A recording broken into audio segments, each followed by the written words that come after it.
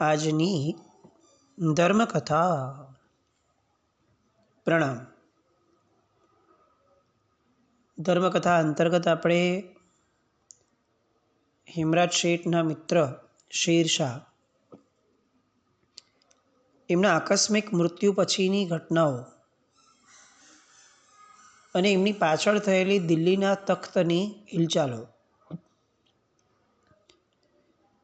એ વિષય સુધી પહોંચ્યા છે. આપણે જોયું કે શેરશાહની પોતાના દીકરાઓ માટેની સંસ્કારની ધારા કેવી હતી કે પોતે આદિલ ખાનને કહી ગયો હતો રાજગાદી પર બેસવા માટેનું, અને તેમ છતાં આદિલ ખાન પોતે એના ઈશ્વરની બંદગી માટે એટલો બધો લાલાયિત હતો કે એણે રાજગાદીનો ત્યાગ કર્યો. પોતાના નાના ભાઈ જલાલ ખાન, જે પાછળથી સલીમ શાહના નામે પ્રસિદ્ધ થયો હતો ઇતિહાસમાં, એ જલાલ ખાનને પોતે રાજગાદી આપી અને પોતે બિયાનીના સરગણામાં એકાંત મેળવવા, પોતાના ઈશ્વરની બંદગી કરવા માટે સૂફી સંતોની વચ્ચે જઈ અને બેસી ગયો હતો. શેરશાહની પૂર્વ જિંદગી અને પછીની જિંદગી એ બંનેનું પ્રતિબિંબ જાણે આ બંને દીકરાઓ હતા, એવી રીતે બંનેએ શેરશાહનો એ સ્વભાવ વહેંચી લીધો હશે. અહીંયા રાજ્યનું કામ બરોબર ચાલુ હતું, પણ રાજગાદી જ્યાં હોય ત્યાં કેટલાક કાવા દાવા હોવાના. સત્તા હોય ત્યાં સત્તા લાલસુ લોકો હોવાના, અને એમાં પણ જ્યારે સત્તા કોઈ નબળી રીતે આવી હોય ત્યારે તો નબળી પદ્ધતિઓ, નબળી રીતભાતો એ બધું બહુ સાહજિકપણે ચાલવાનું. અને એ ન્યાયે સલીમ શાહનો સાળો મુબ્રિઝ ખાન એ હવે પોતાનો રંગ બતાવવાનો શરૂ કરે છે. સૌથી પહેલાં સલીમ શાહની બેગમને, એટલે કે પોતાની બેનને, એ ભડકાઉ વાતો કરી અને એના મનની અંદરમાં કેટલાક ભ્રમ ઊભા કરાવડાવે છે. એ ભ્રમ સલીમ શાહ સુધી પહોંચાડાવે છે. જ્યારે એવું લાગ્યું કે આ સલીમ શાહને બહુ મોટી અસર નથી કરતા, તો એ વાર તહેવારે સલીમ શાહને કેટલીક વાતો આડકતરી રીતે સંભળાવાય એવી રીતે બોલતો ગયો. આપણને ઘણીવાર એવું લાગે છે કે આપણે નબળું ઘણું બધું સાંભળીએ છીએ, વાંચીએ છીએ, પણ એની અસર બહુ લેતા નથી. પણ હકીકત કંઈ જુદી હોય છે. આપણી દરેક દૃષ્ટિપાત કરેલું દ્રશ્ય અને દરેકે દરેક શબ્દ જે આપણે સાંભળ્યો છે, શ્રાવ્ય બન્યો છે, એ બધાની મગજ ઉપર એક અસર હોય છે. અને એટલે જ આપણે ત્યાં શુભ નિમિત્તોની અંદર રહેવા કીધું છે અને અશુભ નિમિત્તોથી દૂર રહેવા કીધું છે. ઘણા બધા બુદ્ધિજીવીઓ એવી વાતો કરે છે કે જો ખરેખર સાધુપણું પાળવું હોય, જો ખરેખર મોક્ષલક્ષી જીવન જીવવું હોય, જો ખરેખર કર્મો સામે લડવું હોય, તો પછી સમાજની વચ્ચે રહી, પરિવારની વચ્ચે રહી, ઉપસર્ગોની વચ્ચે રહીને કેમ નથી જીવતા? એ લોકો આપણા દીક્ષા જીવનને કે સંન્યાસ જીવનને એ ભાગી જવું એ અર્થમાં એ લોકો ઘટાવે છે. પહેલી વાર સાંભળતા કદાચ આપણને એમ લાગે કે વાત તો સાચી છે, ભાઈ અહીંયા રહીને જીવો. પણ જ્યારે પ્રેક્ટિકલી વિચાર કરીએ ત્યારે ખ્યાલ આવે છે કે મનુષ્યનું મન જે છે એ દરેક વ્યક્તિની અંદરમાં એટલું કઠણ નથી હોતું, દરેક વ્યક્તિનું સત્વ એટલું ખીલ્યું નથી હોતું. એટલે એક વ્યક્તિને જે સિદ્ધાંત લાગે એ સિદ્ધાંતથી બીજા વ્યક્તિને તોલી ન શકાય. કેટલાક ચોક્કસપણે નિમિત્તોની સામે લડી શકે, પણ બધા જ ન લડી શકે. અને એટલે નિમિત્તોની વચ્ચે રહી અને નિમિત્તોના શરણે વહી જઈ અને પોતાનું અમૂલ્ય જીવન ગુમાવી દેવું, એના કરતાં કદાચ કોઈને એવું લાગતું હોય કે આપણે નિમિત્તોથી ડરીને ભાગી ગયા, તો જો ફાયદો થતો હોય જીવનની અંદરમાં અને પોતાની લક્ષ્યની પ્રાપ્તિ થતી હોય તો કદાચ આવું ડરીને ભાગી જવા જેવું પણ એમાં ખોટું શું છે? કોઈને જ્યારે ખ્યાલ આવે કે ભાઈ કોઈ ચોર લૂંટારાઓ સામે લડતા લડતા હવે આપણી પાસે કંઈ બચ્યું નથી અને હવે મૃત્યુ એ જ વિકલ્પ છે, એવા સમયે અગર એ ભાગી જાય છે તો એ ખોટો નથી, કારણ કે જીવ બચાવવા માટે એ જે કરે છે એ તો વ્યાજબી છે. તો જેવી રીતે બાહ્ય રીતે દેખાતો જીવ બચાવવા માટે પોતાના રિસોર્સિસ, પોતાની શક્તિઓ જ્યારે ખૂટી જાય એવા સમયે ભાગી જવું એ વ્યાજબી ગણાયું છે. એવી રીતે સાધનાના ક્ષેત્રની અંદરમાં જ્યારે આપણને એમ લાગે કે નિમિત્તોનું જોર આપણા કરતાં વધી ગયું છે, એવા સમયે એમાંથી ખસી જવું એ એટલું જ વ્યાજબી ગણાવવું જોઈએ. એટલે કેટલીક બુદ્ધિજીવીઓની વાતો જે ભ્રમ ફેલાવે છે, એ ભ્રમને બહુ યોગ્ય રીતે સમજવા જેવો છે. ઘણીવાર આવું કહેવામાં આવે છે અત્યારના સમયમાં કે તમે વિષયોની સામે રહો, વિષયોની સાથે રહો, વિષયોનો ભોગવટો કરો અને એમાં વિરક્તિ કરો તો તમારા વૈરાગ્યની કિંમત છે. આવા મત કેટલાક નવો પંથ પોતાનો શરૂ કરનાર એવા વ્યક્તિઓના હોય છે, પણ બહુ સાહજિક વાત છે. આ ચેલેન્જિંગ લાગતું કામ એ કદાચ મનને એ સમયે ગિયર અપ કરી શકે, પણ પ્રેક્ટિકલી દરેક વ્યક્તિ માટે શક્ય નથી હોતું. એટલે આપણે ત્યાં સેફ રસ્તો મૂક્યો કે ભાઈ બધા નિમિત્તોથી દૂર રહ્યા છે, કારણ કે નિમિત્તોની જીવ માત્ર ઉપર એક અસર છે. એવી રીતની અસર અહીંયા આ સલીમ શાહ ઉપર પણ થઈ.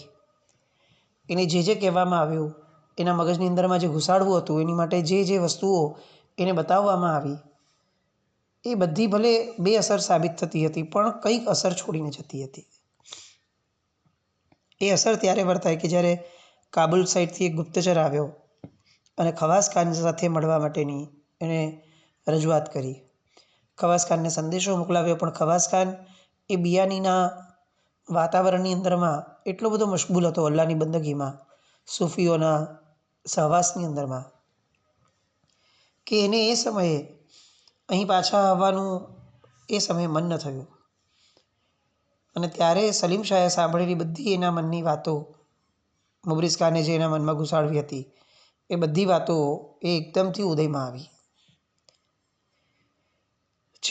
છેલ્લો દાવ ફટકારે છે મુબરીઝ ખાન કે ભાઈ જહાંપનાહ, મારી પણ એક ફરિયાદ છે કે કાબુલનો શાહ ફેણ માંડી રહ્યો છે.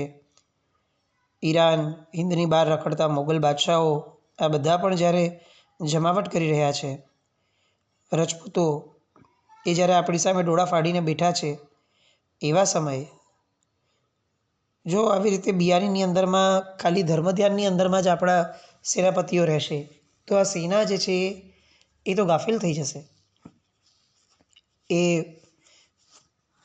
માયકાંગલી થઈ જશે. લડવાના કોઈ પણ પ્રકારના એના મનસૂબાઓ એ ટકશે નહીં. અને ત્યારે સલીમ શાહને આ વાત બહુ યોગ્ય લાગે છે અને એક બહુ જ નબળો નિર્ણય એ ત્યાં લે છે પરિસ્થિતિને વશ થઈને, કે મોટાઓએ ઘણા વર્ષો સુધી ગાડું ખેંચ્યું, હવે આપણે મોટાઓને આરામ આપીએ.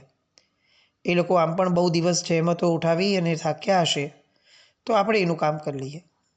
અને ત્યારે સિપે સાલાર ખવાસ ખાનની ગેરહાજરીમાં આખી સલ્તનતનું જે કામકાજ છે એ બધા જ કામકાજ માટે મુબરીઝ ખાનને એ નિયુક્ત કરવામાં આવે છે.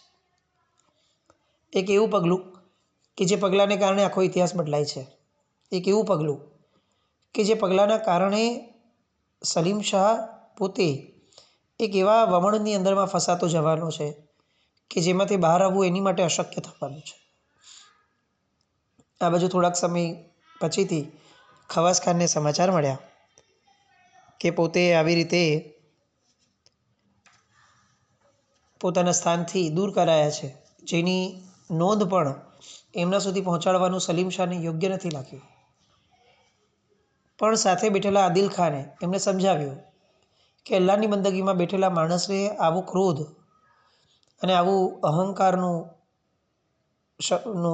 જે વચન છે એને બહુ મેટર ન થવું જોઈએ, એને બહુ અસર ન થવી જોઈએ એની. કેમે કરીને સમજાવે છે. ખવાસ ખાન એ સમયે શાંત થઈ જાય છે. પણ હવે આ મુબરીઝ ખાન સલીમ શાહ પાસે એક એવું પગલું ભરાવડાવે છે કે જે પગલું એમની માટે અંતિમ અને કાતિલ સાબિત થાય છે. મુબરીઝ ખાન પોતાની વાતોથી, પોતાની વાચાળતાથી સલીમ શાહના મનની અંદરમાં એવું ભેરવી દે છે કે આ જેટલા પણ સેનાપતિ વગેરેઓ ત્યાં છે એ બધાને એટલા માટે બોલાવાઈ રહ્યા છે કે આપણું રાજ્ય, આપણું શાસન અહીંયાથી નબળું કરી અને બધાને ત્યાંથી શાસન કરાવડાવવું છે. સલીમ શાહ વિચારે છે કે જે માણસે અહીંયાથી મળતી રાજગાદી છોડી દીધી એ માણસ ત્યાં જઈને આવું કેમ કરે? પણ અતિ શબ્દ એવો છે, વારંવાર જેનું આ સેવન થાય ને એ વિચારણા બની જાય. અને એવું અહીંયા થયું. વારંવાર આ સાંભળવામાં આવ્યું, વારંવાર આવા અનુભવો દેખાડવામાં આવ્યા ન હોય ત્યાંથી પણ. એટલે એના મગજમાં ઘર કરતું ગયું. છેવટે એ વિચારધારા એ ક્રોધમાં પરિણમતી ગઈ.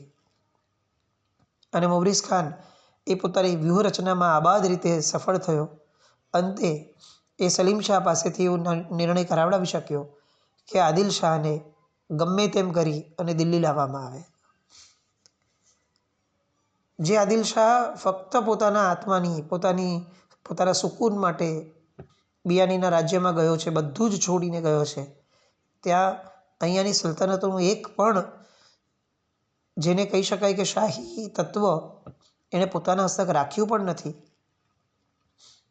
એ આદિલ શાહ ઉપર અહીંયા હવે આને ભ્રમ અને ભય ઊભો કરાવ્યો. એવું ફરમાન બહાર પાડ્યું કે મુબરીઝ ખાને જઈ અને આદિલ શાહને અહીંયા લઈ આવડાવો.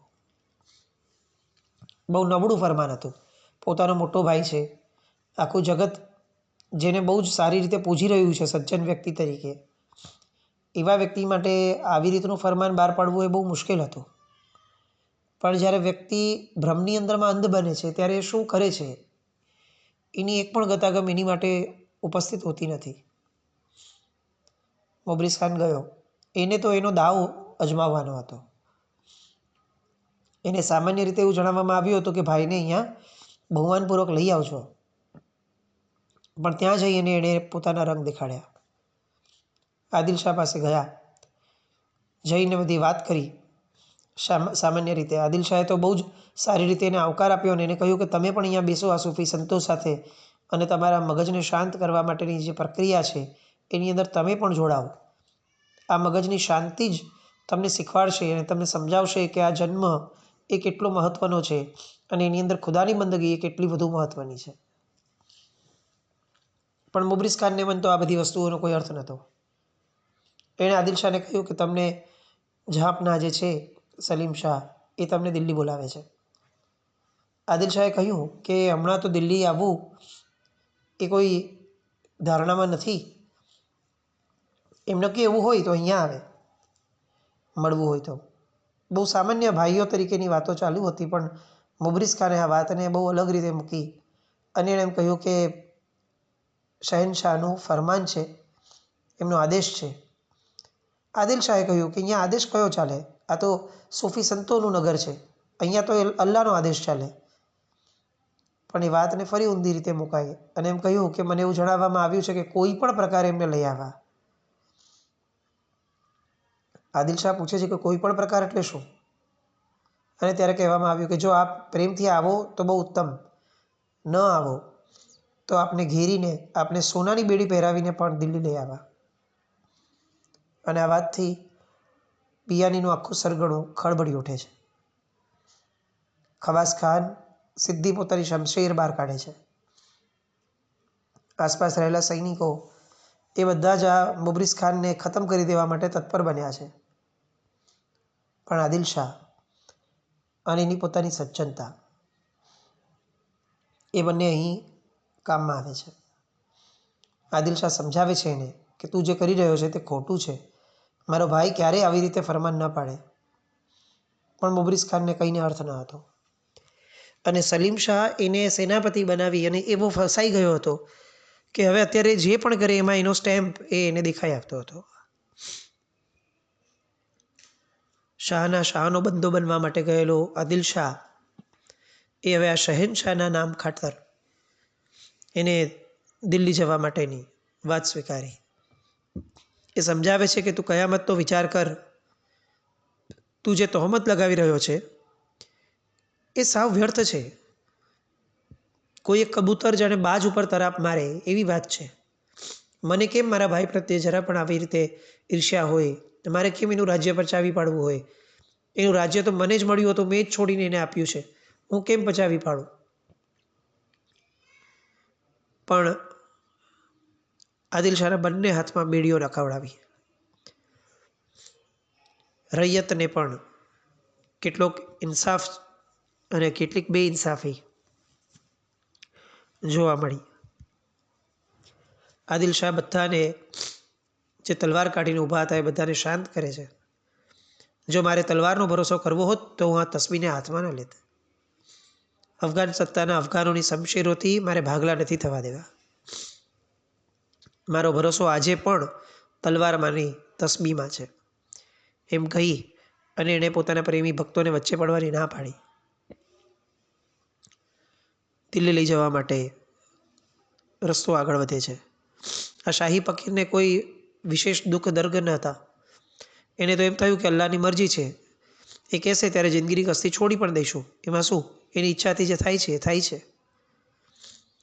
આ બાજુ ખવાસ ખાન એ પોતાની વિશેષ સહનશક્તિને હવે ટકાવી ન શક્યો અને એણે બદલો લેવા માટે હાકલ કરી. વેરની છાયા એને ઘેરી બેઠી. લાંબા સમયથી ધૂંધવાઈ રહેલો અગ્નિ એ હવે જ્વાળા સ્વરૂપે ફાટી નીકળ્યો અને એણે સૈન્યનો જમાવ કરવા માંડ્યો. અફઘાન સત્તા એમાં બે વિભાગ પડવા લાગ્યા. બહાદુર ખવાસ ખાનનો હુમલો કરવો એ સલીમ શાહ માટે લગભગ અશક્ય જેવું અને અતિ મુશ્કેલ કહી શકાય એવું કાર્ય હતું. મુબરીઝ ખાનના ભરોસે કદાચ એણે કેટલીક વસ્તુઓ કરી તો લીધી, પણ એ ત્યારે એ વિચારી ન શક્યો કે ખવાસ ખાનની સામે લડવું એ તો કેવી રીતે શક્ય બનવાનું. અને હવે આ સલીમ શાહની મૂંઝવણ વધી. આ રાજ્યમાં કોણ પારકું ને કોણ પોતાનું એની એને સમજણ ન પડવા લાગી. આ મુબરીઝ ખાનના રંગડંગ પણ અજીક થવા લાગ્યા. આદિલ શાહને જેલમાં નાખ્યો. સલીમ શાહની ના હોવા છતાં પણ એની પર કેટલાક જુલમો ગુજારવામાં આવ્યા. આ બધી જ વસ્તુઓ રાતોની ઊંઘ એની હરામ થઈ. દગા ફટકાની એને ગંધાવા લાગી. એને એવું લાગ્યું કે હવે આ ખવાસ ખાનને રોકવું અશક્ય બનશે, એના કરતાં મરી જવું સારું. આમ પણ મારે એની સાથે લડીને હવે જીવી શકાવાનું છે નહીં, તો હું મરી જાઉં. અને ત્યાં એમની બેગમ એ આવી. બેગમ એને કહે છે કે તમે એક વ્યક્તિને જો અભયદાન આપો, જીવતદાન આપો કાયમ માટેનું, તો મારે એક વાત કરવી છે. અને એમ કહે છે કે બોલો. ત્યારે કહે છે કે આ આખું કાવતરું એ મારા ભાઈ મુબરીઝ ખાનનું છે, એવી મને સમાચાર મળ્યા છે. આને આશ્ચર્ય થયું કે કઈ રીતે તમે પોતે તમારા ભાઈની વિરુદ્ધમાં આવ્યા. અને ત્યારે બેન કહે છે કે જ્યારે કેટલીક વાતો સાંભળી, કેટલીક વાતોના પુરાવાઓ જોયા, ત્યારે હું હબક ખાઈ ગઈ છું કે મારા ભાઈએ આ આખા દિલ્હીના તખ્ત માટે એટલું નબળું કાર્ય કર્યું છે કે જેની કોઈ સીમા નથી. પણ ગમે તેમ તો મારો ભાઈ છે. જો તમે જીવતદાન આપો તો મારી આગળ એક માર્ગ પણ છે આ પરિસ્થિતિમાંથી બહાર આવવાનો. સલીમ શાહ પૂછે છે કે બોલ, તારી દ્રષ્ટિએ હવે શું કરી શકાય? કારણ કે યુદ્ધ નીતિ નિપુણ એવા ખવાસ ખાન એ તો આવતીકાલે આવશે અને દિલ્હીનો દાટ વાળી નાખશે. પિતાજીએ જમાવેલું રાજ જોત જોતામાં નાશ પામી જશે. અને આ ખાનદાન બાપના કુકર્મી બેટા એ આખી ને આખી અફઘાન સત્તા માટે કાયમ માટે કાળી કલંકની ટીલી લગાડી અને ઇતિહાસમાં એનું નામ એ નષ્ટ થઈ જશે. અને ત્યારે એની પત્ની કહે છે કે લોઢાને લોઢાથી કાપો. સલીમ શાહને નહીં સમજાયું. ત્યારે કહે છે કે ખવાસ ખાનની સામે બીજો ખવાસ ખાન નિમી દો. હજી નહીં સમજાયું. એટલે સલીમ શાહ પૂછે છે કે તું શું કહેવા માંગે છે? ત્યારે કહે છે કે ખવાસ ખાનના મુકાબલાનો એક આદમી જરૂર આજે પણ જીવે છે, અને એ છે ઝવેરી હેમરાજ. પેલા પિતાજીનો માનીતો એવો બન્યો વાણિયો. આજે જ જાઓ, ગમે તે રીતે પિતાજીના નામે પણ એમને મનાવીને લઈ આવો. સલીમ શાહના મગજમાં બેસે છે. અને જે વ્યક્તિ ઘણા વખતથી આ કથાથી, આ રાજકારણથી, આ બધી રાજકારણની રીતભાતોથી અળગો થઈ અને પોતાનું વ્યક્તિગત જીવન આનંદથી જીવવા માટે, પારિવારિક જીવન જીવવા માટે છેક બંગાળના કોઈક સુબાની અંદરમાં બેઠો હતો. અચાનક હવે એની કથામાં વાપસી થાય છે. આખી વાર્તાનો હીરો, નાયક ફરી પાછા નાયકપણે આ કથાની અંદરમાં હવે પ્રવેશશે. આ પૂર્વ તૈયારીરૂપી જે પરિસ્થિતિ છે, ખવાસ ખાનની સામે લડવાનું, આદિલ શાહને જેલમાંથી કઢાવવાનું, સલીમ શાહને મુબરીઝ ખાનની ચુંગાલમાંથી મુક્ત કરવાનો, આ બધા પડકારોની સામે હવે ઝવેરી હેમરાજની એન્ટ્રી એ કઈ નવી રીતભાતો લાવે છે અને કઈ નવી પદ્ધતિઓથી આ વાતાવરણના આ પ્રશ્નને સુલઝાવે છે. એ બધી વાત માટે આવતીકાલે ફરીથી મળીએ. જેના આગળ કંઈ પણ બોલાય તો વિચાર મિત્રો જૈનમ જયતી શાસન.